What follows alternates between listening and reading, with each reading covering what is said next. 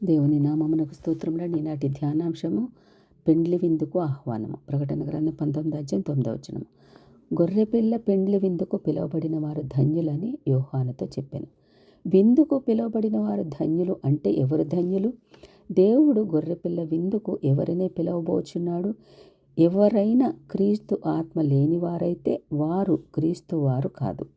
క్రీస్తు ఆత్మ కలిగి ఉండడం, యేసయ్య దేవుడు అని విశ్వసించడం, ఒప్పుకోవడం, నేను పాపినని ఒప్పుకోవడం, దేవుని ఆత్మ ద్వారా వారు నడిపించబడడం, అంత మాత్రం చేత యేసయ్య దేవుడు ఒప్పుకున్నంత మాత్రము చేత నేను పాపిని అని ఒప్పించబడడం చేత పరిశుద్ధాత్మతో నింపబడడం కాదు.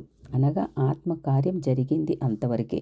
ఎత్తబడే సంఘమని, పెండ్లి కుమార్తె సంఘమని, గొర్రెపిల్ల స్థానంలో నిలవబడే పరిశుద్ధులని ఇలా ఎందరిని గూర్చి మాట్లాడుచున్నాము కదా.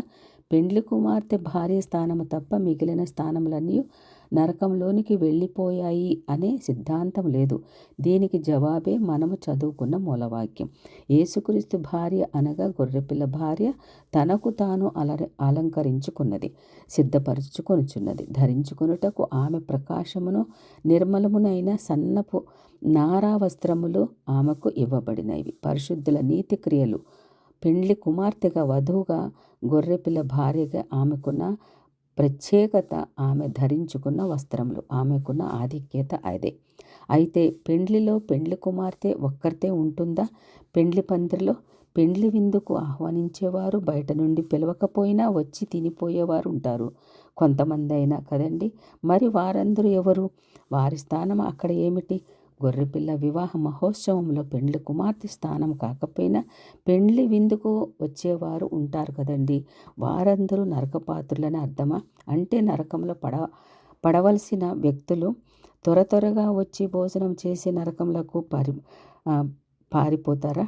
ఆ పెండ్లి విందులో పాల్గొనడానికి మాత్రము తలుపులు తీసి ఆరగించడానికి మాత్రమే పిలువబడిన వారు వచ్చారుగా, భోజనం చేశారుగా అని తర్వాత నరకంలో తోసేస్తారా? గొర్రెపిల్ల విందులో పాల్గొన్నవారు నరకపాత్రులు అయితే కాదు. నిత్య నరకాగ్ని దండనకు నిర్ణయించిన వారు కాదు. గొర్రెపిల్ల వివాహ మహోత్సవంలో పాల్పొంది పెండ్లి కుమార్తె స్థానం కాకపోయినా విందులో భోజనం చేసేవారు కూడా మహిమలో ఉంటారు. పరలోకంలో ఉండేవారు రెండు ప్రధాన విభాగాలు ఉన్నాయి. ఒక విభాగము పెండ్లి కుమార్తె, మరొక విభాగము విందులో భోజనము చేసేవారు. ఇప్పటికీ పరలోకములో సమానత్వం ఉండదు. స్థాయి భేదాలు ఉంటాయి, మహిమలో వ్యత్యాసములు ఉంటాయి, అంతస్తులో తేడాలు ఉంటాయి. అందరికీ తలుపులు తీయడు దేవుడు. అది ఇరుకు మార్గం. పరలోకంలో ప్రవేశము కష్టమే. సంక్లిష్టతతో కూడిన భక్తి చేస్తేనే వచ్చే పరలోకం కూడా అధికమైన మరొక శ్రేష్టమైన అంతస్తు పెండ్లి కుమార్తె. పెండ్లి భార్యగా యేసయ్య, గొర్రెపిల్ల భార్యగా ఉండడానికి మరింత ప్రత్యేకత, ప్రతిష్టత అవసరం. ప్రతిష్టత లేనంత మాత్రమున నరకపాత్రులు కారు. పెండ్లి కుమార్తె స్థానంలో ఉండలేని వారందరూ పరలోకంలో స్థానం ఉంటుంది. ఇరుకు మార్గంలో ప్రవేశించగలిగితే, ఇరుకు మార్గంలో ప్రవేశింప పోరాడితే, ఆత్మల దీనులైతే, నీతి నిమిత్తం ప్రభు నిమిత్తము హింసింపబడితే తప్ప పరలోకంలోనికి రారు అన్నాడుగా. ఇవన్నీ అధిక మహిమ, సింహాసనం, కిరీటము వీటి కోసం కాదు, ప్రవేశానికి మాత్రమే, అనగా పరలోకంలోనికి. నా తండ్రి చిత్తం చొప్పున చేయువాడే పరలోకంలో ప్రవేశించగలడని చెప్పాడుగా. తిరిగి క్రొత్తగా జన్మించకపోతే పరలోకంలో ప్రవేశించలేడని కూడా చెప్పాడు. నూతన సృష్టిగా జన్మించి నూతన జీవం ప్రారంభించాలి. నా శరీరము తిని నా రక్తం త్రాగకపోతే వారికి నిత్య నరకాగ్ని తథ్యమే. ఇచ్చిన వరములు, తలాంతులు సద్వినియోగం చేసుకోకపోతే, కొన్ని ప్రతిష్టతలకు రాకపోతే రాజ్య ప్రవేశము పోదు కానీ రాజ్యంలో సాధారణ వ్యక్తిగా మిగిలిపోతారు అంతే. కర్ర, గడ్డి, కొయ్యకారుతో చేసిన సేవ అగ్ని పరీక్షలో బూడిద అయితే వారు బూడిద అయ్యారు కాబట్టి మొత్తం బూడిద అయిపోయిందని కాదు. గనుక నరకంలో నిలబడు అని దేవుడు చెప్పాడు.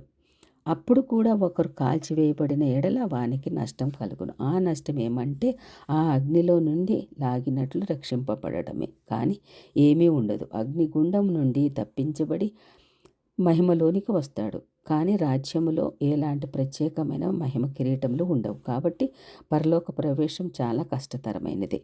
పరలోకంలో ప్రవేశించిన తర్వాత ప్రతిష్ఠతను బట్టి, సమర్పణను బట్టి, త్యాగమును బట్టి, పోరాటములను బట్టి మహిమలు స్థాయి కేటాయించబడుతుంది.